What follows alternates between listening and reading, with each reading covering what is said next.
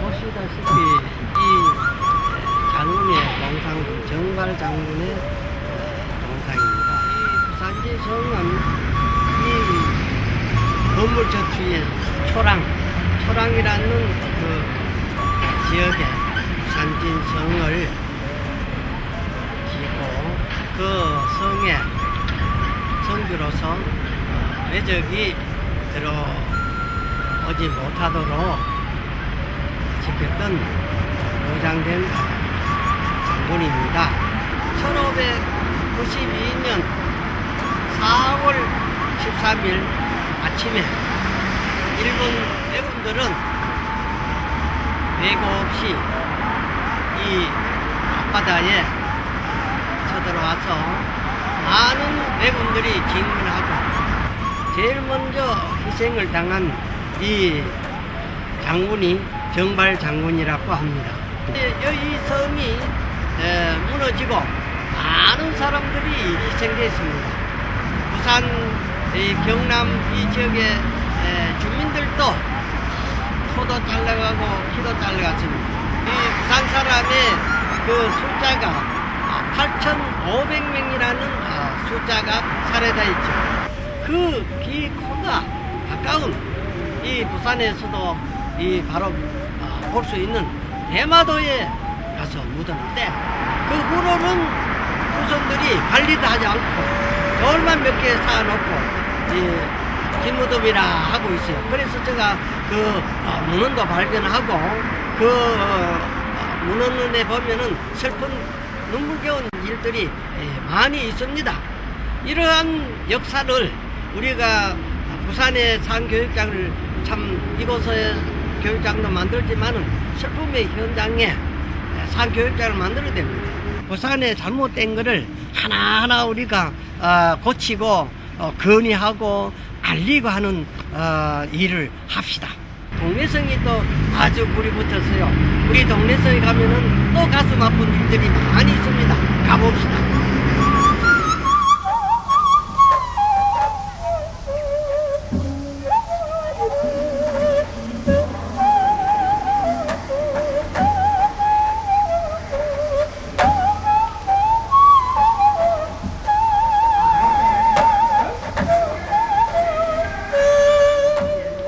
동래성의 모형을 이 수안역이 생길 때에 이곳에 동래성 장소니까 그 모형을 만들어 놨죠.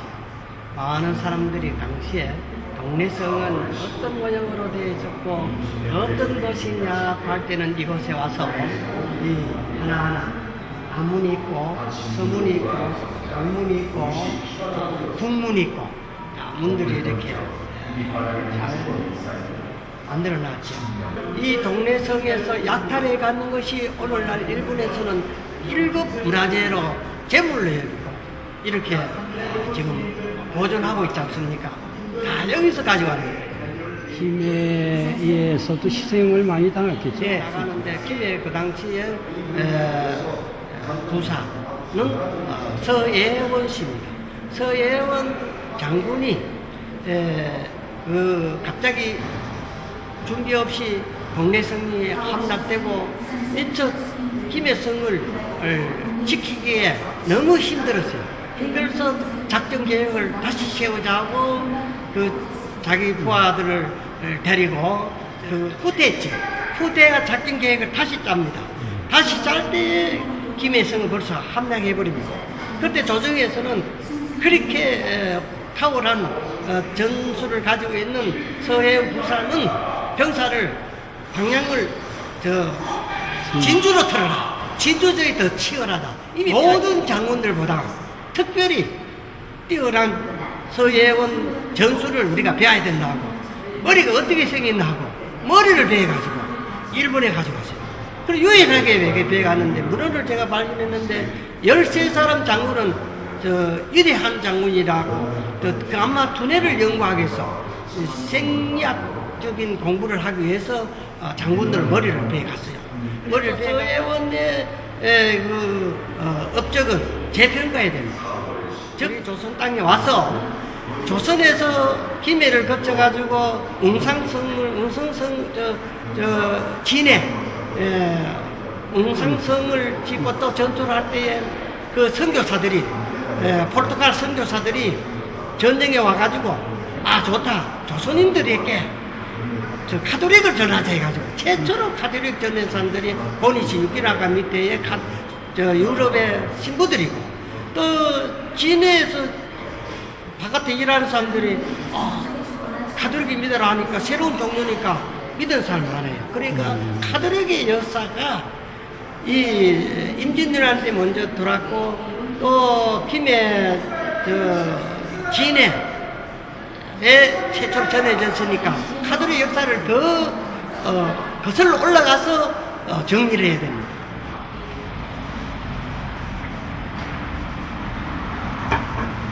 우선 임진왜란 기간 중에 가장 큰 사업이 일어났던 격전지인데 당시에 동래성 남문 터자리입니다.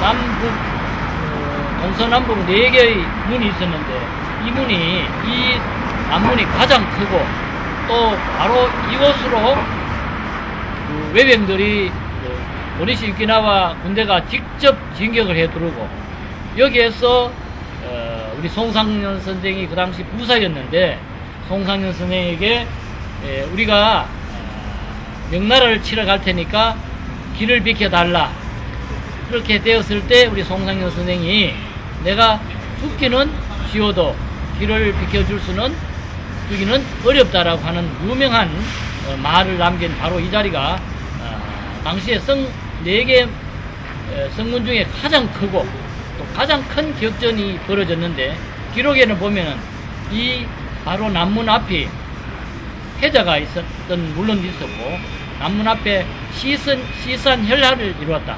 이렇게 시체가 산처럼 쌓이고 피가 강물을 이루었다 망정할 정도로 이곳에 희생자가 가장 많았던 곳이기도 합니다. 대개 한 사람을 죽여서 당장 묻고 처리하기가 힘드니까 바로 앞에 있었던 해자에다가 던져 넣었던 것이 마침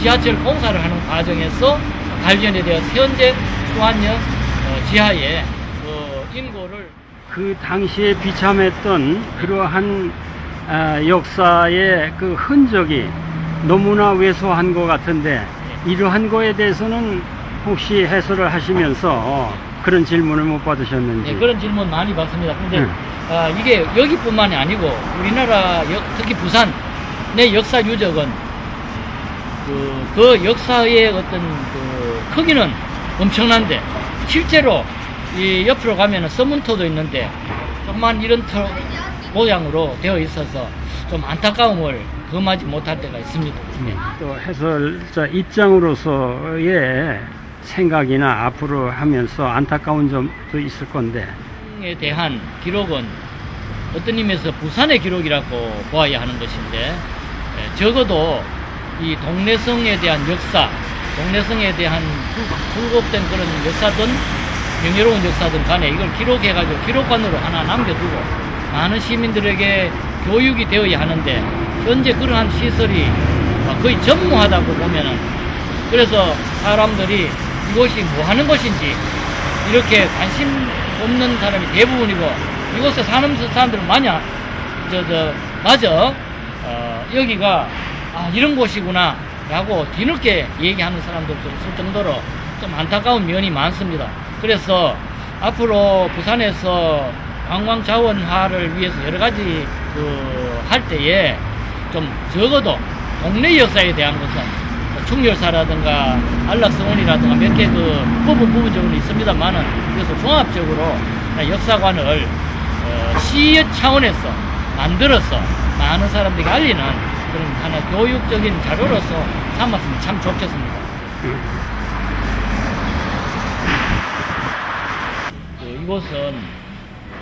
이건 군인들 중에서도 장교들이 진무를 보던 장소라고 해서 현재 이 공관정 터의 모습 모형은 지금 충렬사 뒤에다가 이곳 동래시장 앞 사거리는 3.1 운동 때에 독립만세군들을 불렀던 만세거리라고 지금 하고 있습니다.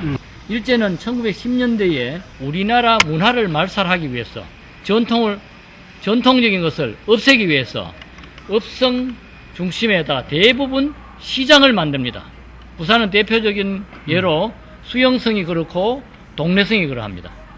또 성이 시장을 못 만들면은 거기에다가 학교라든가 공공기관을 세우는데 이곳에다가 시장을 세움으로써 상인들이 자발적으로 그 업성에 있는 건물을 파괴하거나 부수거나 돌을 가져가거나 하도록 방조하면서 철저하게 이 동네 업성을 파괴했던 흔적이 지금 그대로 남아 있습니다.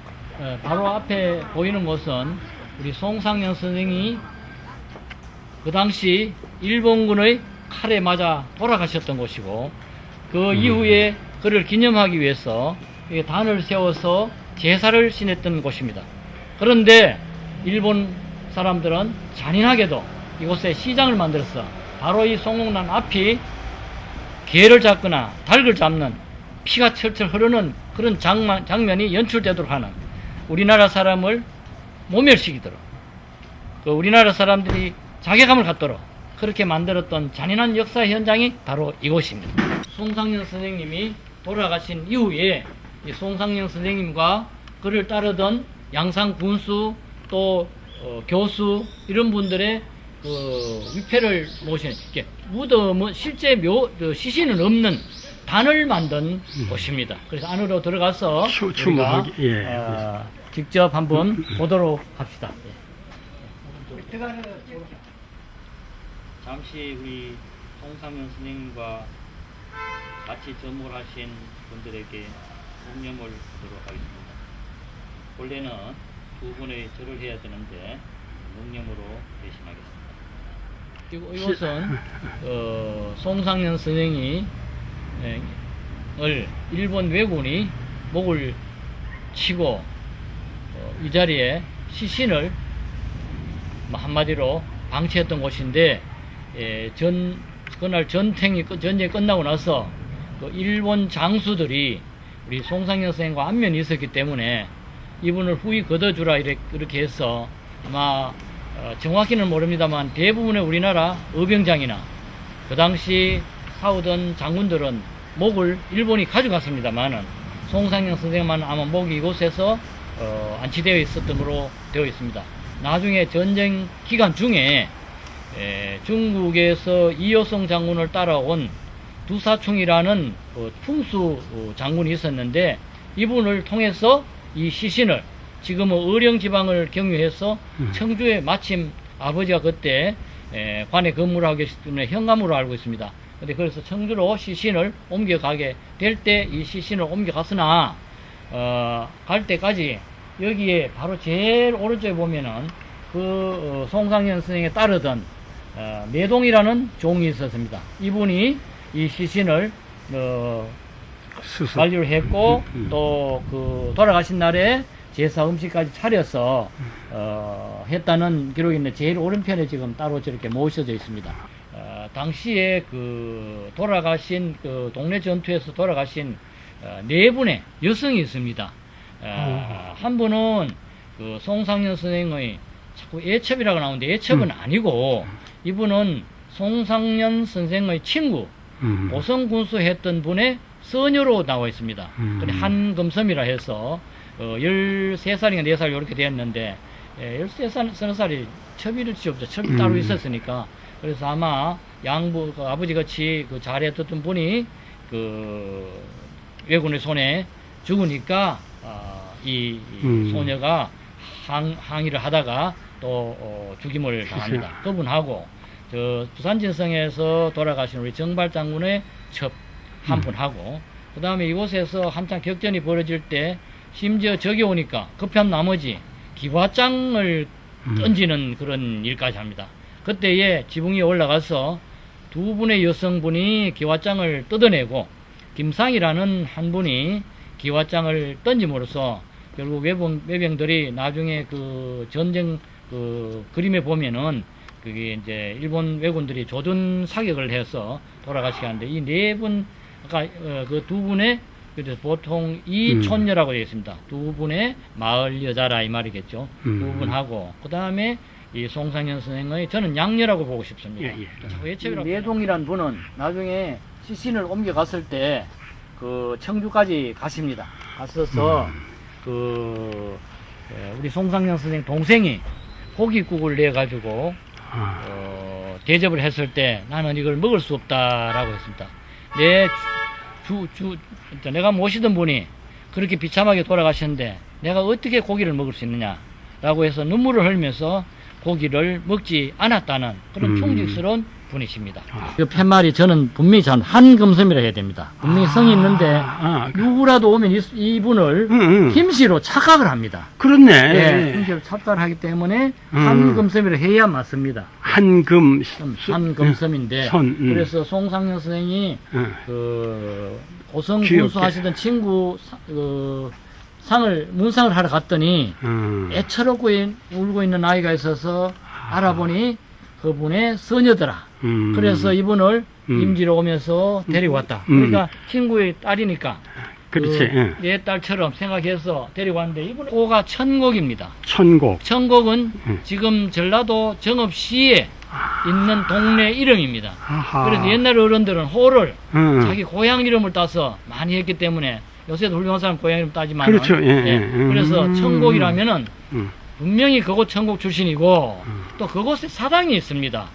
관계도 없는데 왜 사당을 세웠겠습니까? 그래서 이제 청주는 거기 묘가 있으니까 아버지가 그 당시 관직을 하고 계시기 때문에 그 묘를 옮겨가서 거기에 그 사당이 있는 것이고 그 다음에 우리 부산에 사당이 있고 남한에 세 곳이 있습니다.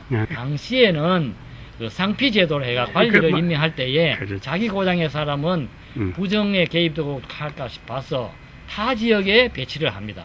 그래서 이곳에 오는 분들이 대부분 경상도 사람 거의 없습니다. 없고 아까 양산군수 뭐냐면은 조영구 어른마저도 전라도 장흥이 고향입니다. 예.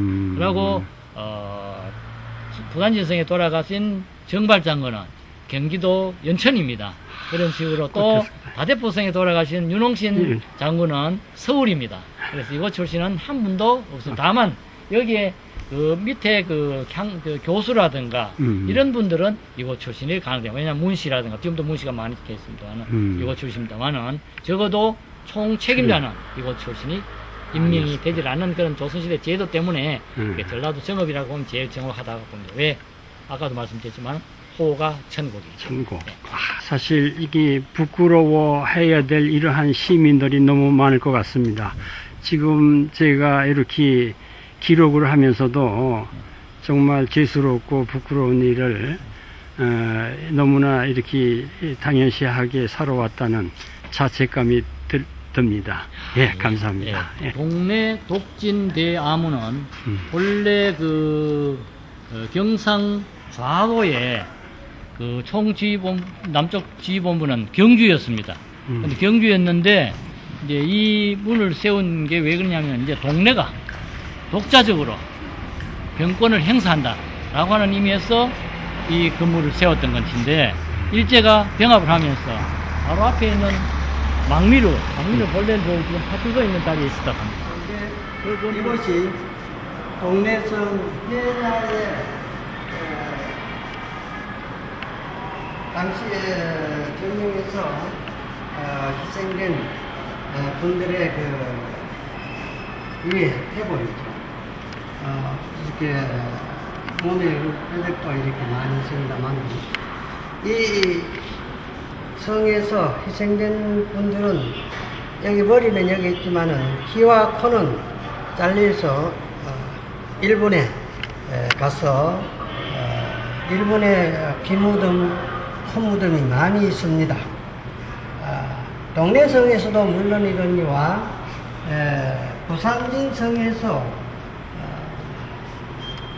죽이고 전쟁에서 전리품으로 달려갔던 귀, 코가 대마도에 묻혀 있습니다. 귀와 코는 일본의 귀무덤, 코무덤이 많이 있습니다. 5군데 있습니다.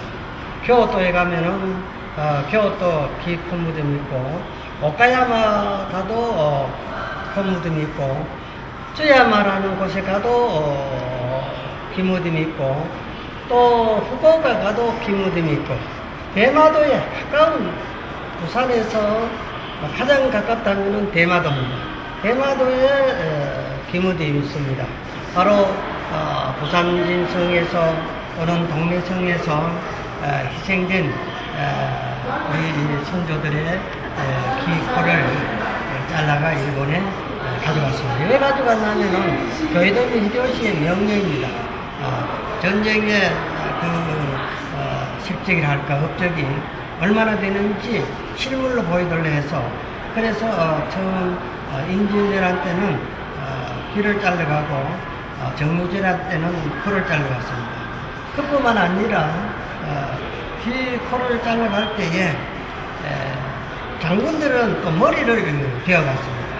그러니까 우리 당내성에 또 많은 사람들의 머리가 일본에 가가 있는 것을 우리는 일본 역사를 하는 자로서는 연구를 하고, 앞으로 이러한 참 이수한 이 해자에 이렇게 전시만 해놓을 것이 아니라, 실은 여기서 전시하되 참 코, 귀는 일본에 가가 있으니까 일본의 코 기무덤은 일본 사람은 그때 전리품으로 쓰고 버려둔 그런 흉물로 만들어 놓겠습니다. 우리는 선조의 참 혼이 담겨 있는 코, 기무덤을 우리는 그것을 성역화하고, 또 성역화하는 가운데서 이것을 또 산교육장을 만들어 가지고 코가 됐다는 그런 어떤 역사의 그 기록을 잘 남겨야 됩니다. 우리 조선. 자, 이거 해자는 현재 실제 위치가 아니고 지하철 여기 현재 위치에서 약간 오른쪽으로 위치했던 자리가 30m. 지하철이 지나간 게 있기 때문에 불가피하게 이쪽 자리로 옮겨 놓은 곳입니다. 있는데 다행히 이 지하철 공사를 하면서 이 발견이 되었는데, 현재 이 위치뿐만이 아니라 현재 그 동네 전신 지나고 있는 그 뒷자리까지도 쭉 이어가 있다라고 이렇게 보는데, 이 물은 당시에 지금은 온천천이라고 부릅니다만은 당시에 동래성 서쪽에 있었기 때문에 그걸 서천이라고 그랬습니다. 서천 물을 끌어다가 이리로 옮겨서 외적의 침입을 막는데 이제 우리 송상현 선생이 아마 만들었던 일본군이 처음에 들어왔을 때 이 해자를 뛰어넘지 못하기 때문에 그 민가에 있는 문이라든가 나무 널판을 뜯어서 이 해자를 메꾸어서 성공격을 했다라고 되어 있습니다. 그러니까 그래서 그 많은 사람이 죽었을 때에 아까도 말씀드렸지만은 5,000명이라고 하지만은 실제 이 동네 성 안의 인구가 2,000명 정도였기 때문에 전원을 다 몰살했다고, 인생문 쪽에 그 피신한 사람 제외하고는 거의 다 죽였다고 했는데, 이 시신을 처리하기가 어려우니까 이 해자에 던져놓은 것 같습니다. 그래서 현재 이 해자에 그 유골이 남아있는 이유가 있는데, 현재 다 발굴하지 못하고 일부만 발굴했기 때문에 이 150여 구의 유골이 나온 걸로 되어 있는데, 현재 전신하고 뒤편으로 나 있는 그 해자에까지 전부 아마 발굴이 된다라고 한다면 어마어마한 시신이 묻혀 있으리라고 이렇게 판단이 되는 그런 장소이기도 합니다. 그런데 이 해자에 있는 유물 중에 우리나라 칼이라든가 이런 갑옷이라도 나오는데 일본 곳은 거의 나오지 않습니다. 이것만 보더라도 우리가 피해를 입고 그 피해자로서 이렇게 이곳에 묻혀 있는데, 이 유골들이 보면은 전투하는 전투병사도 있겠지만은 어린아이라든가 또 어린 소녀 이것도 이곳에 있는 걸 보면은 얼마나 일본 사람들이 잔인하게 우리나라 사람을 무차별적으로 죽였는가를 알 수 있는 생생한 증거가 된다고 봅니다. 해자가 수소한 우리말인지 또는 해자의 뜻이 어떻게 해서 만들어진 단어인지 그거 좀 단어는 일반한 말이 아닙니다. 이 용어는 중국에서 넘어왔다 보는데 대개 그 옛날에는 성 공격을 하기 위해서 그 군사가 직접적으로 몸으로 넘어가야 되기 때문에 그 못 들어오게 막는 그런 그 칸막이 역할을 했던 곳이기도 합니다. 그래서 이제 평성, 그리고 산성에는 해자가 없는데 평성, 낮은 지역에 있는 성은 대부분의 경우에 이 해자가 존재하고 있다고 이렇게 보면 되겠습니다. 그 해자의 넓이도 꽤 넓었겠죠? 이 해자의 넓이는 이 현재 봐서는 그렇게 넓지가 않다고. 그리고 사람이 뛰어넘을 수 없는 거리긴 하나, 그렇다고 해서 일본 나고야성 같이 아주 넓은 지역에 있는 그런 것은 아니고, 여기서는 단순히 사람이 뛰어넘을 수 없는 그런 정도의 폭, 왜냐하면 지형 자체가 그렇게 큰 넓은 해자를 만들 수 없는 지역이기 때문에 아마 그렇게 하지 않았나 이렇게 생각이 됩니다. 자, 오늘 이렇게 이제 일요일이고 해서 이 어린 우리 아이들까지 데리고 나온 많은 시민들이 있습니다. 이분들은 여기에 대한 걸 확실히 알고 또 여기에 대해서 그 역사적으로 모든 저기를 이해할 수 있는 이러한 기회가 됐으면 참 좋겠습니다.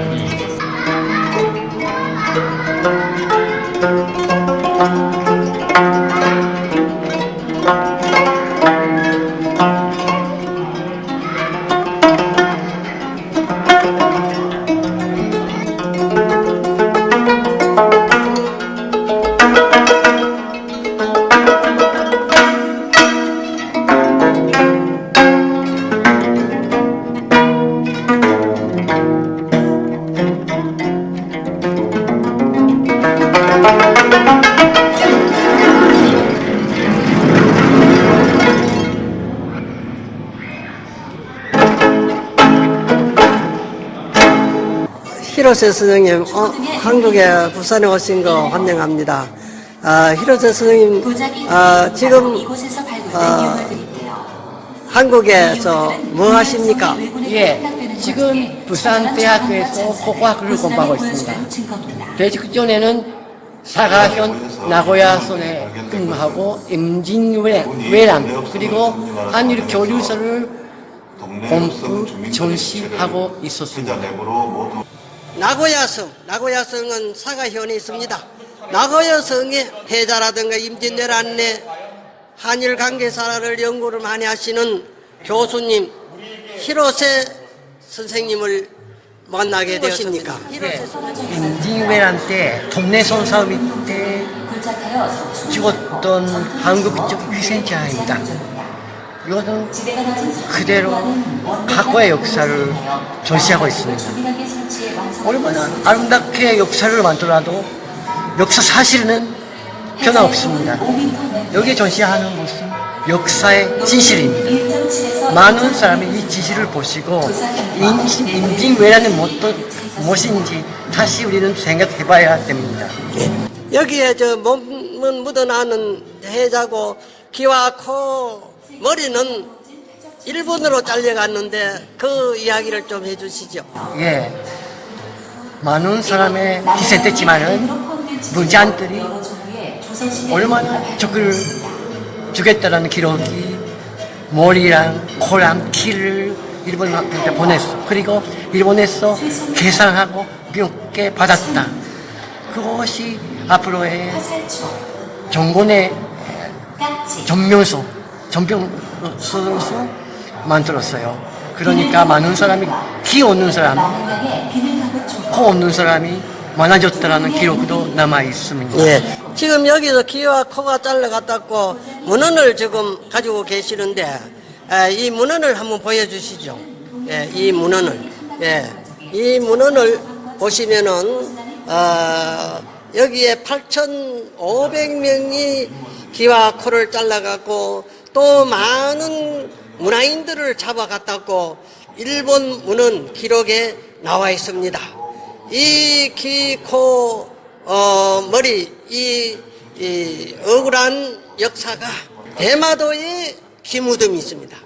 그 당시의 숫자로서 8,500명이라는 숫자가 희생됐다는 것은 참으로 많은 사람이 돌아갔다는 것을 알 수가 있습니다. 히로세 선생님, 앞으로 대마도에 있는 김무덤을 그렇게 방치해서 되겠습니까?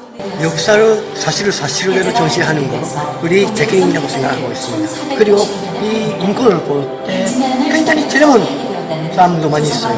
그러니까 남자도 노인도 아들도 아기도 관계없이 많은 사람이 죽었다는 것이지요. 예, 그래서 대마도에 있는 기코 무덤을 성역화해야 되겠죠. 네, 그렇죠. 예, 어떻게 하면 좋겠습니까? 그리고 일단 한일을 오늘로 조사하고 그리고 유국으로서 문화재로서 지정하고 그리고 빨리 한국 땅으로 돌아갈 수 있도록 해야 된다고 생각하고 있습니다. 아, 예, 감사합니다. 오늘 이렇게 억울하게 죽은 슬픔의 현장을 특히 나고야성 학예사 선생님, 교수님이 참가해가지고 여기에 역사의 현장을 찾게 됨을 진심으로 감사드립니다.